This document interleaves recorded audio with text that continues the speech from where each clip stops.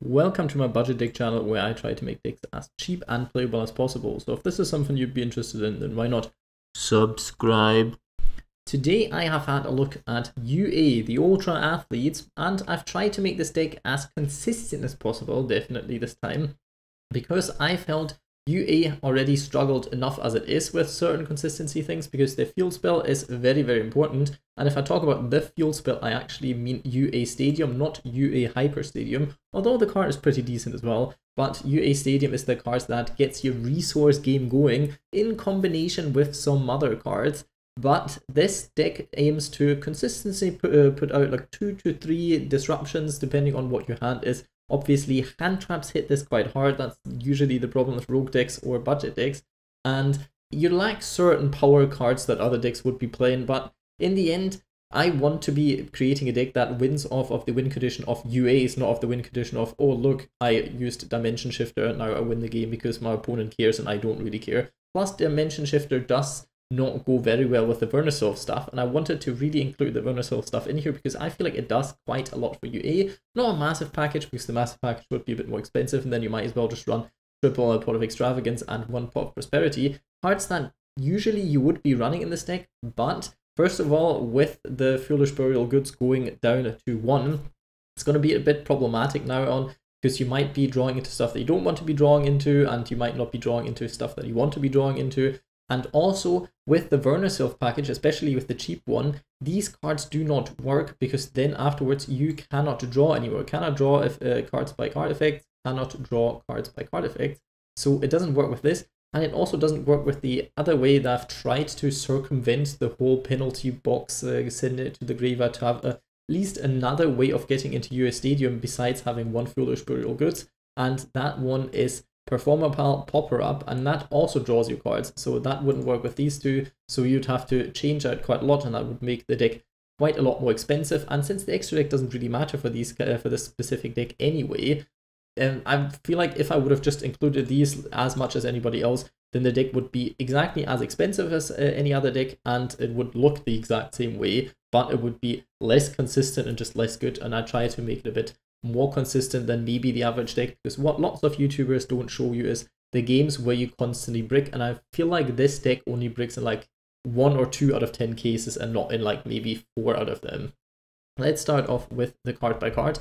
I decided to run the Draw Vernusylph at 3 because this card has 2 different things that make it very valuable for this specific deck. One of the things is that you can discard 1 monster in your hands, and then you can special summon 1 monster from your graveyard. Also, the discarded one works, but also itself, sometimes you can be going for itself, but mainly always you want to be going for the UA monster, because even if you want to tribute summon one of your UAs then from your hand, it's still better that you tribute the UA, because sometimes it doesn't make a difference, so you want to have the UA on board anyway, because you can tag them out and so on and so on. But because I run the Vernusylph engine, we have to include a few more monsters than with certain other decks, because obviously monsters are the ones that you can't discard with Vernusylph. You cannot discard spell traps unless it's the Vernusylph spell traps, so this can be a bit problematic. And then this card, when you use the effect, it draws you a card. Very, very nice. Hopefully you can go into one of your field spells then. The other 2 are in here for mainly like deck thinning and going into this one, so you possibly can deck thin a tiny bit along the way, and then you can actually get into your field spell, into something that you need, and also you can with them get stuff back from your graveyard. So I feel like this is quite nice. And also these cards come in handy because Tearlaments is a very, very prominent deck at the moment, and they sometimes mill stuff for you. So if you already have some of the UAs in your graveyard and you want them back from your graveyard, then this can be very helpful to get them back on board. Because a lot of the versions you don't want to mill certain cards, because then you cannot really get them back. There are ways in here, so I've kind of fitted the deck's playstyle a bit more to the meta that is happening right now, but the deck works in any kind of meta. Well, it doesn't work in any kind of meta, you know what I mean, but it can play under most kind of metas anyway. It does struggle a little bit if your opponent plays stuff like Dimensional Fisher or Dimension Shifter, not because of the UAs, but because of the Vernusylph engine. But since that one isn't too big, it usually doesn't matter too much. We have the second Vernusylph, mainly because to search this one, and then we have this Vernusylph, also mainly to search one of these, depending on how far you want to be going. You could run one of the Vernusylph traps that you then can bounce stuff that's special summoned from the graveyard, but usually you switch out the UAs too much so that comes in too handy. You can also play 2 of this instead of 1 of that, whatever you have. I feel like these 3 are the best ones for this specific variant. The other ones don't really do that much. The rabbit can be nice if you already have an earth monster in grave. If you don't, then it's completely useless in your hand. That's why I usually don't like to run it unless it's like a basically pure version of Vernusylphs. So it doesn't really do all that much here. You could run it at 1 and use it with the searcher from time to time. But in the end, I feel like those ratios were the ones that worked out the best for me. Let's go to the UA stuff. We have UA Midfielder, very nice card, but not as nice as the other level 4. This one can come in handy. It used to be the main playmaker of UAs because it was the only card that you could normal summon without tribute summoning. Nowadays, that isn't the case anymore. During either player's turn, though, you can target one other UA monster you control and return that face-up monster to their hand, and then special summon one UA monster from your hand with a different name from that monster. Can be very helpful, especially considering that you run quite a high lineup of the level 6 or level 5 plus monsters, and all of their effects are once per turn, but not hard once per turn, just once per turn from this specific card, not this card's name. So you can actually use effects like Perfect Ace or Blockbacker multiple times per turn, so that can be quite helpful. One UA Mighty Slugger, mainly for the fact that you can easily normal summon this card. Sometimes you need to have the effect of being able to attack without your opponent being able to activate stuff. And also because we do not run UA Playmaker. This card is, if you have it, better than certain other cards. But also if you don't have it, I wouldn't invest a ultra rare into this. It's nice and it can help you OTK, it can help you beat over certain things. It's not a terrible card, don't get me wrong, but also it isn't, in my opinion, worth crafting the ultra rare if you don't want to go balls deep into the whole UA deck. If you want to, then this is as good as any of the other ones that aren't overly played, like UA Mighty Slugger. Double Perfect Ace, I kind of tried out triple, and in the end it doesn't really matter if it's double or triple. You can run triple just for the fact that this is a level 5 and you could normal summon it, but the attack stats are so terrible that you usually don't really want to be normal summoning it. It doesn't do anything during your turn because the effect's only during your opponent's turn. So I thought I might cut this one in combination, but you could also cut a Blockbacker and run 3 of this. I just felt like this is nicer to be summoned out of the deck with the effect of Libero Spiker, for example, because this is a card that I wanted to talk about technically after, but let's just do this now. This card is one of your, well, it does disruption, it starts plays because it's normal summonable. It is very nice, and it's the reason for why I decided to run a heavier lineup on the UA monsters that you have, the high level ones, because with this one you can shuffle one level 5 or higher UA monster from your hand into the deck, and if you do special summon one UA monster from your deck with a different name than the returned this, and then you return this card to the hand, so you have to summon a different name one. So that's why I like to have different ones in deck and at multiples, so you can shuffle one back that might already be on the board so that you already want to, and then you can special summon the other one. It also can help you, like, oh, you have already this normal summon this card, you have another UA on board like Perfect Ace, and you have another one of the high level ones on in hand. Shuffle the high level one back and then go into a second Perfect Ace. Usually you lack the discards, and if you use too many of the discards, then that can be problematic. So a second Blockbacker is usually more what you want to be doing, but this card's effect is a quick effect, can be very helpful only during your opponent's main phase though. So during opponent's turn and main phase are the two factors that matter here. Obviously this card can also summon out things like Player Manager, very strong. This card, when it's special summoned, you can trigger one of these effects, target one card on the field, destroy it, very good, one card, not face up, not anything, spell trap or monster, everything. And negate the effect of all face up monsters on the field, not and or, like one of these effects, both of them very strong depending on the situation. And you can special summon this card if you normal or special summon a UA monster. Would have been very strong if this card also worked and special summon itself from the graveyard, not just from your hand, but you can't have it all. This card already is amazing enough. I feel it does very much. 2 Rival Rebounder, and the reason for this is first of all, sometimes you lose certain things through mill, so you kind of want to have a way of getting things out of your graveyard, which this one can if this is special summon during your opponent's turn or during your turn as a normal summon. Then you can use the effect and you can special summon one UA monster from your hand or graveyard. Mainly graveyard, but hand is also possible. So this is very good because if you summon a monster with the Vernusylph stuff, then you contribute it and summon it again from the graveyard. So you have 2 UAs on board, which can be very helpful for multiple different reasons. You want to have as many on board usually as possible, but at least like 2 to 3, not as many as possible because you sometimes need stuff in your hand. but the more you have, the more ways of recycling them you can have, because they all switch out with each other. They all can special summon themselves once per turn by this effect, by returning one other UA monster you control to the hand. You have to keep track of how many of them you have summoned with this effect, because it can be quite important. And then this does this. Also, if you discarded stuff like Player Manager with the effect of Perfect Days, and you still have Libero Spiker on board, then you can, with the Spiker, go into Rival Rebounder and summon the Player Manager from your graveyard if you milled them all by the opponent's effects, for example, or if you discarded them all, and so on and so on. So this card can get you stuff back from the graveyard if you run out of certain things in deck, which in Tearlament format this can happen. Otherwise, you could cut this card down to one, maybe play the triple Perfect Ace, maybe play like one Playmaker, and so on and so on. There's lots of stuff that you can be playing. You could also cut one of these cards, one of this one, down to one, and possibly like one of this or one Popperup or something like this, and play triple Maxi. It's still a very good card. If you want to be playing Dimension Shifter, then it's a bit difficult, because sometimes you have issues with the Vernusylph engine. The Vernusylph engine actually does quite a lot for the deck. Now we have Blockbacker, also with the effect that I can switch out, because they all can. Besides Player Manager, the only cards that doesn't have the effect to switch out.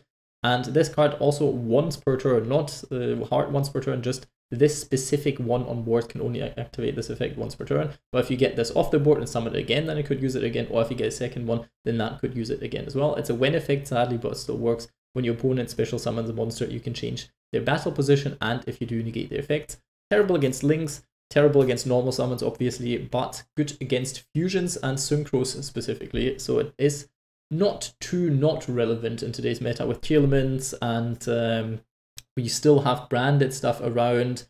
We still have the worm deck around that mainly is synchro monsters as well, so you can be doing this and stop some things that your opponent does with this, and the defense position stats are not too terrible as well. Talking about stats, Dreadnought Dunker, one of the highest attack point UAs, because we do not run Playmaker, and this one's effect is very strong. If this card attacks the defense position, wants to inflict piercing damage, not that crazy. But when this card inflicts battle damage to your opponent, you can target one card on the field, destroy it. Watch out you don't activate this when your opponent doesn't have a card on board that you can destroy, or if there's some cards that you'd rather not destroy by card effect, Tearlaments as well, then you don't want to be activating this effect. Sometimes you might get caught out on this one. Plus, these are both level 7s, so technically you have rank 7 access. Not that this comes up a lot, but technically the extra deck here is more playable than in other variants, because we do not run the pots that banish from the extra deck. Already talked about Player Manager, very strong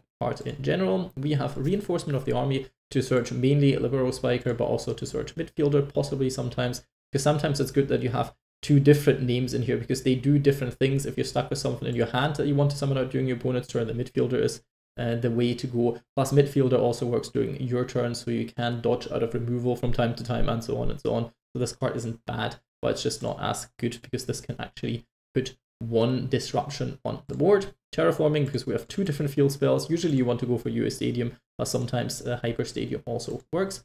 Signing Deal, a card that isn't really run anymore by most decks, because they just had to cut it, and consistency wise you didn't really need it all that much. Foolish Burial Goods usually does the trick, and with the draw engines and things, and with now multiple level 4s that you can summon, it used to it's not necessarily needed anymore unless you play on a budget version, because it does two things for you. It searches you one monster from your deck, basically. If you already have any other UA in your hand that's not Player Manager, you can then special summon from the hand and switch them out, so the whole effect is negated. Doesn't matter whatsoever. You just have to keep in mind the effects are negated and you can't use it as material for some stuff. Fairly balanced, the card. But also it gives you more field presence, because like I said, you want to usually have like 2 on board, and this can also achieve this, and it's dirt cheap. So I thought this variant specifically might need the extra consistency boost and the extra power boost of having another monster on board that the other variants and variants with triple Foolish Burial Goods, when it was still possible, possibly didn't need. But now I feel like this card became a bit more relevant again. We have one Foolish Burial Goods because it still does stuff, and we run more than one penalty box. Before I would have said like, oh yeah, 1 or 2 penalty boxes and triple Foolish Burial Goods. Now, if we don't have, we only have 1, you could only play 2, but I also play Performapal Popperup for multiple different reasons. First of all, we can get lots of the UAs back by effects like Rival Rebounder and the Vernusylphs, so it doesn't matter too much if you discard it. Even if you discard a second UA Stadium, for example, it doesn't matter, because we can still get it back with Hyper Stadium, and you have lots of cards that don't do all that much in hand. For example, if you draw 2 Hyper Stadiums, you can use the effect that searches a monster, then use the second effect and reveal the other Hyper Stadium, and then you can discard the other Hyper Stadium in your hand and hopefully draw into a card that actually gets your play start and does stuff. So this can be helpful, but we want to be sending penalty box to the graveyard as well, and it adds stuff to consistency. You can cut it down to 1 or 2 if you don't like it, or cut it completely, play things like the pots, but then you have the whole problem with the Vernusylphs again. So this wouldn't be overly helpful a lot of the time. And also this can be like, as a discard 1 and draw into 1, can be a nice way to bait stuff like Ash Blossoms. Yes, you do get a lot of damage from this one, but it shouldn't matter too much. Life points aren't as crazy anymore as they used to be like 15 years ago. Nowadays it doesn't matter too much, and it can be nice, but beware, this is a budget deck obviously, so we have to make certain cuts and run weird cards that you usually wouldn't be running at some spots. We have 1 power jersey, mainly because it's searchable because of penalty box, and it can win you games, especially in combination with Dreadnought Dunker, because this one you gain 1000 attack and defense. Technically you can equip one of your monsters and make it so it's not really easy to be run over by battle, but then you lose the monster later on in your next standby phase if you don't switch them out, which you can do during your opponent's turn with things like Midfielder, but usually you wouldn't be able to, so there is that. You can give it back to your hand if you equip Libero Spiker, but usually you don't really want to be doing this, but you could, in theory, if you want to. And battle damage it inflicts to your opponent is doubled, and if they attack the equipped monster destroys an opponent's monster by attack, they can make a second attack during this battle phase. So very, very nice, obviously, with Dunker, but also with other cards. It's not terrible to clear up certain board states. Triple Stadium, if you normal summon a UA monster, you can search 1 UA monster from your deck to your hand, very nice.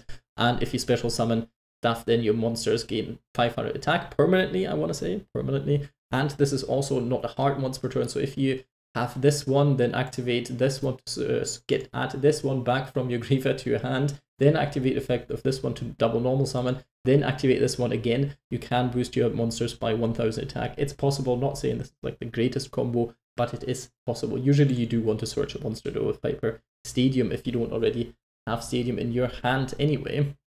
So this is what this card does. We have Hyper Stadium. You'd think it's a lot better than the normal Stadium. It isn't though. It's different. In combination with this one, it's very, very strong, because you get a second normal summon. You get then 2 searches, because the search isn't even soft ones per turn. It's nothing. You can search multiple times with the normal summon, as many normal summons as you have, which usually is kind of capped at 2, at least in the specific deck.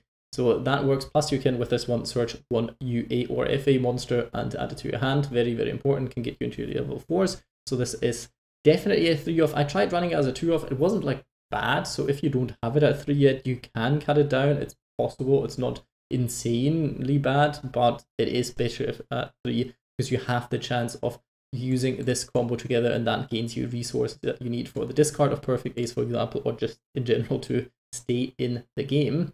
And like I said, you have to pay 1000 life points, but you can almost summon 1 UA monster during your turn in addition to this. So very, very nice. One card I decided to run, it's not amazing, but it's also not bad. It depends on the circumstance. It can be really crazy and it can be absolutely useless, mainly due to the fact that if you control 2 or more UA monsters with different names, then you can only use this. And going second, sometimes your opponent might not let you get to this. And going first, you kind of want a discard in hand, and so on and so on and so on. So it's not crazy. Plus, if your opponent only has main deck monsters, then you are in a bit of a pickle, because the effect of this one, you can you shuffle as many monsters on the field as possible into the deck, and then special summon UA monsters from your deck that have different names from each other up to the number of cards you shuffled into your own main deck, but those monsters cannot attack, so you can't use it as an OTK tool. And your opponent then special summons monsters from their deck up to the cards shuffled into their main deck. So if you shuffle their extra deck monsters back, then this card is really, really good removal, because it doesn't target and it doesn't destroy. And if it's main deck monsters, though, they can technically start combos again. If you do it on your turn, they probably won't be getting out the craziest cards, but they can choose. And if they have any cards in their main deck that do lots of things and aren't just fodder for extra deck monsters, then you're screwed. And if you play against decks that do, well, like Flourishing, for example, then you have a bit of a pickle, because they will still get their good monsters out that aren't the small ones, because they can decide which monsters they will get back. So double-edged sword a bit, but it is somewhat searchable. Penalty Box's effect is also nice because you can get rid of monsters without having to target them and without having to destroy them.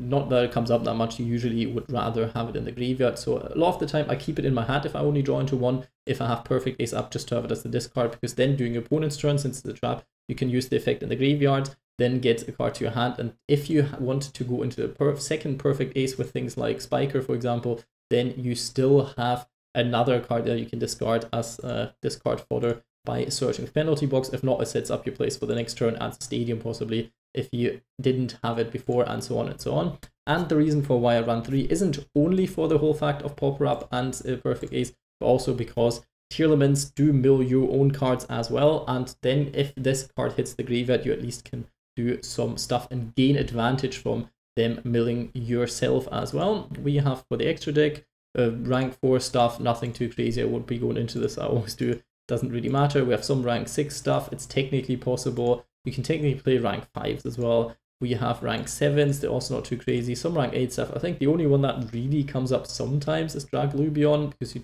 do have 2-player managers. And with the Vernusylph stuff, it's not too hard to go into it. But if you use the Vernusylph stuff, obviously you cannot be using the effect of Draglubion then, and so on and so on and so on. The extra deck is here in case you need it, but it usually doesn't come up all that often. Cards that you could be playing is Dimensional Fissure, because it doesn't hurt the deck too much. It hurts the Vernusylph engine, but you can use it after it if you go first, so it's not too bad. Technically Shifter, but Shifter isn't really cheap and does have a problem with the Vernusylph engine at all in total. So we have Halt by the Grave as well, because hand traps do suck a bit for your deck, for your consistency, but you have to cram them in somewhere. It's quite hard to find like the right spot for Halt by the Grave. That's it for the card by card. Let's go to the rating section. For the rating, we will have a look at this specific list, obviously. Not UAs in general, but this specific list may keep in our minds a bit how you can improve the list and factor this into the rating as well. But this rating is only for this specific list. Let's look at the power level, the strength of this deck. I would say like the highest possible play is crazy. It can do like 3-4 disruptions, but you would need a very specific hand and no disruptions. This deck has issues with Ash Blossom, this deck has issues with even things like Effect Veiler and Permanence from time to time, and the deck has massive issues with things like Max C as well. So yeah, it can be quite problematic. And the board that you put out on average is like 2 disruptions, which isn't bad, but in today's meta that sadly doesn't cut it anymore all that much. And your resource game is not stronger than any other deck that actually resource gains. So I would say a very strong 2 or a very weak 3. I decided to go for a very strong 2 here, just in comparison to other 3 decks that I've done. But in the end, you can also say like a very, very, very weak 3. When it comes to consistency, I would say the deck is very consistent. You see lots of consistency cards in here. They have lots of search engines, they have lots of search stuff. They barely brick. They do have the potential to brick, obviously, because you run lots of high-level monsters. If you start with like a handful of 4 of the high-level monsters and one of your field spells that doesn't search, then your turn is kind of over. So I would say it's a very strong 3, but it is brickier than certain other decks where even if you brick, you still have lots of stuff in hand that can do things like you brick on hand traps, so your turn isn't actually lost. But this one, you brick on high-level monsters, so your turn is kind of over.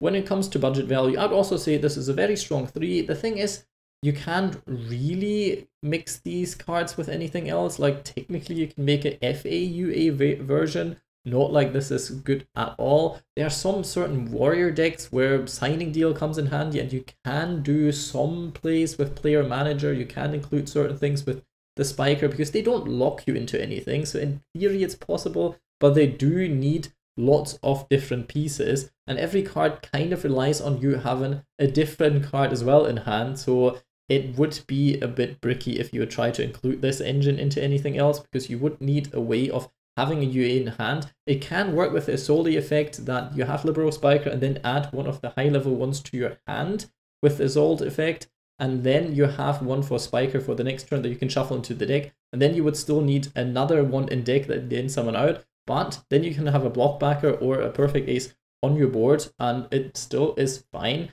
It would be a very convoluted way to go into stuff that the warrior decks can probably do better in a different way, but it is possible in the end. So Don't say I didn't tell you. But yeah, budget value wise, that's what I would say, like a 3. It's not crazy, but it's not bad. It's very cheap in comparison. You don't need a crazy extra deck for it. It is reasonably fun. So I would say a 3. Nothing more, nothing less. In general, if you like the sports theme and if you like the decks theme, because it's kind of unique, the whole switching it out and playing a bit with field spells and this, it's uniquer than most decks. What they do in the end isn't really unique, but that's more up to Yu-Gi-Oh! Because the Yu-Gi-Oh! Mechanics don't have room for all that much unique stuff in theory, because in the end it will be pop a card, destroy this, negate this effect, beat over this. It's not that much that can be done elsewhere, but this deck does enough, and I feel like it's not don't buy this 100%. It is fun, it can be improved, it can be played at a semi-competitive level depending on, because it leaves room for lots of anti-meta cards. With the limitation of Foolish Burial Goods though, it did get a bit of a consistency dent, especially on a high tier level, and it's very hard to make up for this from time to time. So you might find yourself that this deck will cap somewhere at low diamond, but in the end, you can get it there with the right cards in your deck. Hope you enjoyed the deck profile. Let's move on to the replay section. Alright, into the replay section we go, and you can already see this hand, not very good. This is the kind of brick hand I was talking about, but I wanted to show this because it can show what this deck is capable of, and if you don't get disrupted, how you can still save this card, this deck, by basically using one specific card. And the good thing about this is, it is Signing Deal. Signing Deal isn't as bad as some people think it is these days. So let's see what we can do. Obviously, if the Ash Blossom was here, we are very, very screwed. But Ash is roundabout the only card that stops this complete hand from like going off. Obviously, Max C is going to hamper it, but Ash Blossom, sometimes you do have to be a bit lucky because you have already been unlucky enough to draw a hand full of this. Let's see what we can salvage out of this one by using Signing Deal. Signing Deal goes through because they didn't have Ash Blossom and didn't have any other way of stopping this in the slightest. We go into our level 4 because we do need this. And keep in mind, this is a hand without the field spell. So the resource grind isn't quite there, but it still produces a useful board. From now on, we have to switch out some stuff. We get Player Manager on board here because Player Manager would still mean another name on board. And with these many in our hand, another name on board is good because we can just get it back to our hand and then possibly use it during our opponent's turn. We add our Libero Spiker back to our hand. Now we have Blockbacker live, which is already quite good. Then we have Spiker still live because Spiker is on board as well. So we have 3 monsters now, and now we can switch this out by Perfect Ace. So what we will have, let's have a little pause here. We have 1 negate for possibly special summoned monsters and switch the battle position. The thing is, if your opponent doesn't read the card, then you have it a little bit easier because then they will still summon it in attack position. Then, oh, look, we just switch it in defense position. But the thing is, your opponent could just summon the monster in defense position then, and then if you negate it, you would switch it back to attack position, so they could possibly attack over certain things, and you'd have to react to that.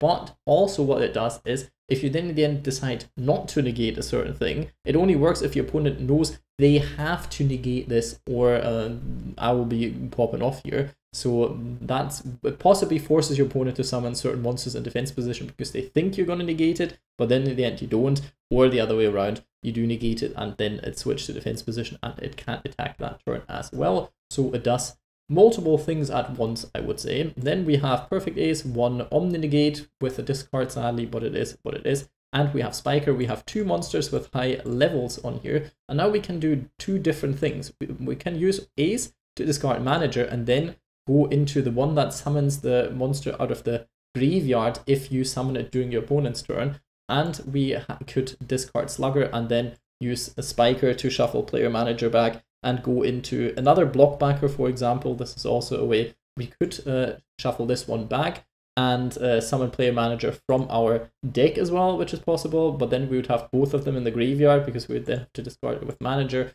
and then it's a bit weird. The other way around is technically better if it can go off because then you have more monsters on board.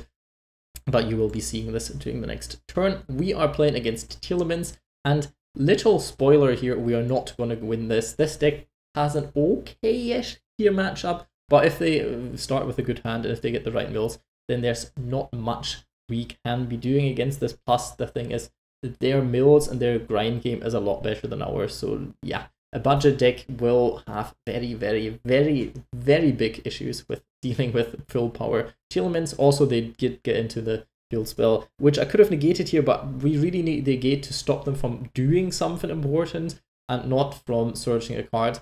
Because yes, the field spell would be gone then, but if they have any other card in hand that lets them pop off, we are still somewhat screwed here. So I'll let this go through. It might have been wrong, but who knows what their hand is, and I didn't feel like the last 5 cards are going to be nothing. So we let this go through, because if we destroy it, then it just activates its effect in hand, and since they still had 4 cards in hand, I didn't want to risk then them going into the fusion. Technically could have done this, and then when they got into Kit Claws, just negate it with Blockbacker and hope they have no other way of milling. It would have also been a play here.